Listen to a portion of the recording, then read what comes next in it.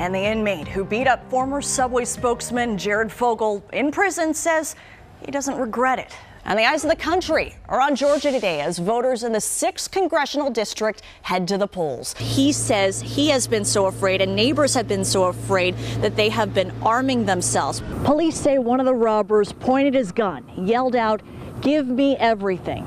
The driver was terrified, held up his hands, said, "Take it all." That's why police urgently want this guy's face out there, and that's why they released this sketch and also released surveillance of the man. What alarms police is how bold this guy is. But she did say she believes, quote, God was watching over her because look at this. This tree could have killed her. It fell directly on top of her car. She said she was trapped. And that's when officers discovered they were wanted for other robberies, including this one that was caught on surveillance.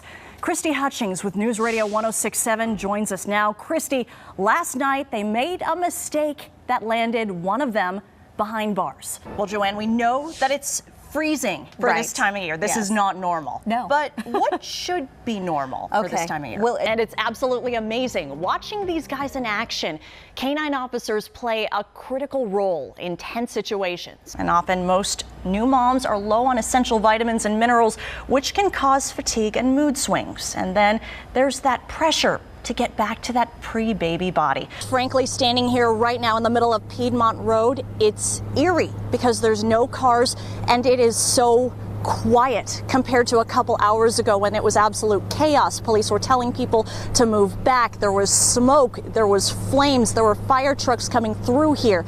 I'm going to step aside so you can see what's shut down right now. This is Piedmont at Lakeshore. They're blocking the bridge, collapsed up ahead. You can't see the bridge from here.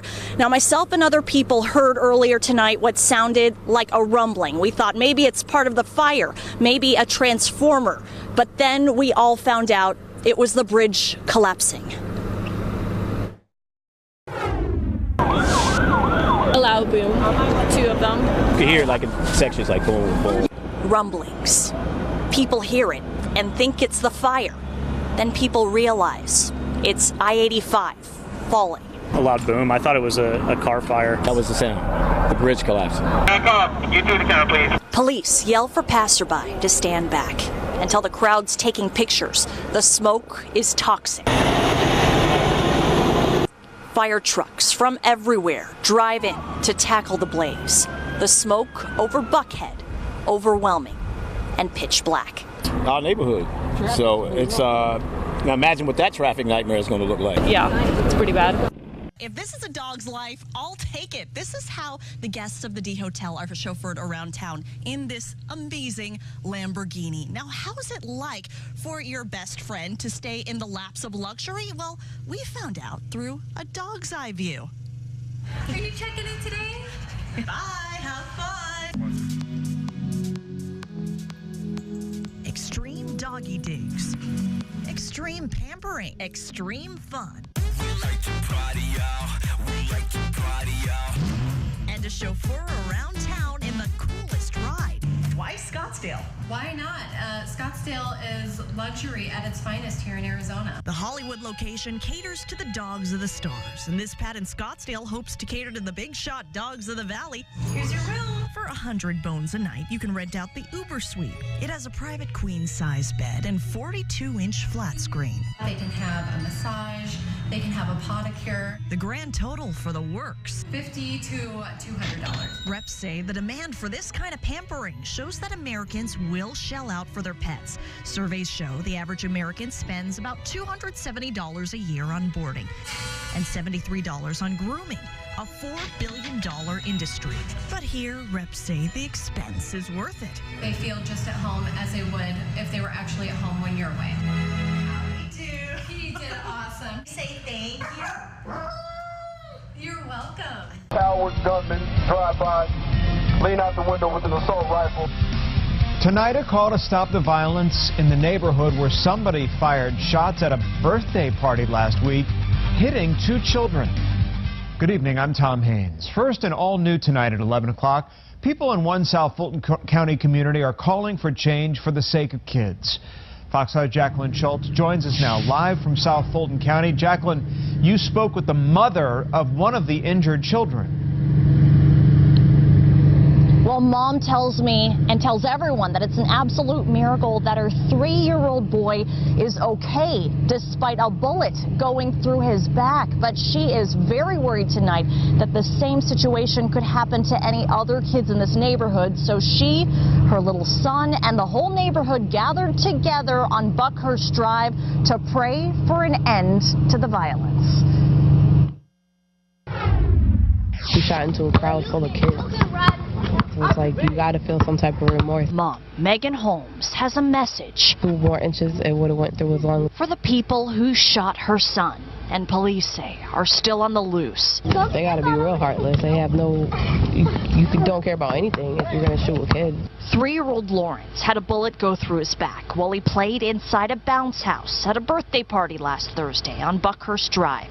A 5-year-old girl and an adult were also shot as someone sprayed bullets at a crowd. Keep us safe from hurt, harm, and danger. Mom and son joined the neighborhood and police in prayer. They have gunfire each and every night. For an end to the gunfire and for justice in this latest crime against children. Children cannot play in their own yard, neighborhood.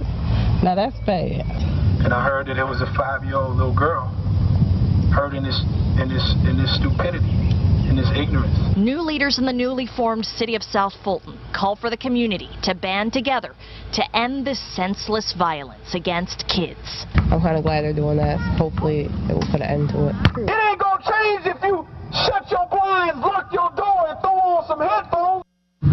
Now, we did get an update to the health of the little 5-year-old girl who I'm told was actually shot in the chest.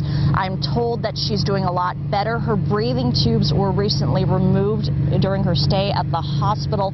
Now, police still haven't made any arrests in this case, and they still are welcoming tips from the public to Fulton County Police. Reporting live in South Fulton County tonight, Jacqueline Schultz, Fox 5 News. Well, this is her second battle with cancer. It's pretty unbelievable. And so she had to lose her beautiful hair again. So she knows firsthand this ordeal can be heartbreaking, especially for teens and kids. But she decided before she started chemotherapy this week, she wanted to tell cancer and send it a message. She wanted to shave her head first.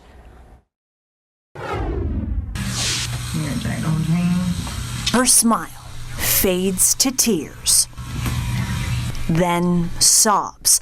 She'll soon lose all her locks to chemo for cancer, but 17-year-old Mackenzie Middlebrooks wanted to lose her hair her way. And let other kids know that they're not the only one that has cancer and they're not the only one that loses their hair. This senior at Walnut Grove High in Loganville, who loves to dress up and make up as much as hunting and fishing, won her first big battle against ovarian cancer at 14. But in March, she received word she had cancer again. This time, ovarian cancer and neuroblastoma, cancer of the nerve tissue. She did get the chance to go to her senior prom with her lovely locks. It was time to shave my head, and I wanted to go ahead and shave my head. That way I could have control over when I lost my hair. And this time, she wanted to film it and enlisted her best friend, who has been by her side through her first bout of cancer. At first, Mackenzie's request surprised her. She never really wanted it out there, and she just kind of did it privately and with like intimate people. I was really just going to keep it for myself, but then I decided later on that night that maybe this could help another person overcome their fear of losing their hair. Now her video has reached millions on Facebook and Twitter, inspiring plenty to fight cancer with fearlessness. I like to be able to help people, and that's why I wanted my video to be seen. That way it can help other kids out. Now, as if this teenager hasn't inspired enough people, she's actually raising money on her Facebook page and a GoFundMe page to help kids battling cancer. Now, that project is called Mackenzie's Fight, and we have all the details on her project and how you can help too on her website, fox5atlanta.com. From trees that fell everywhere to buildings that are flooded and completely unusable, there's a lot of damage to Camp Hooray from the Hurricane Irma storms. But thanks to a viral video posted by staff, hundreds of people are helping make this camp reopen again. Pretty much heartbroken. The site makes Nikki Stanley and Hannah Baird's hearts break. Camp Hooray and dozens of acres damaged by storms from Hurricane Irma. I wish that hurricane ever come back ever again. For more than 10 years, the two pals have gone to camp together in North Georgia's Jackson County. Nick Smith has started coming too. They tell us why they love it. Be with friends and be more special needs. Ball game. The ball game? Yeah, football. This was all flooded. The camp that brings joy to more than 300 families of children and adults with special needs must shut its doors till the flooded buildings are fixed and trees get removed. We have kids in wheelchairs that come out here for our programs every single week, and so until we get the place safe, we need to make sure that that kids aren't out here. Irma had its take. The executive director told friends on Facebook they need help and shared a video of the damage. People saw it and shared it till it went viral. Close to 30,000 people have seen it, which is amazing. Just one day later, dozens of people showed up with tools, trucks, and supplies. Hundreds more say they're coming too. We're going to make a $1,000 donation today. We have 11 guys that's going to be here. And give donations, willing to help those they know with special needs. The campers do the work too. They want to give back to the place they love. Bring some more kids to camp and they will love it so much. This is what camp is about. So many people have already donated to help with cleanup costs, but the camp still needs more. We have the link on how you can donate on our website on fox5atlanta.com. Reporting in Jackson County, Jacqueline Schultz, Fox 5 News.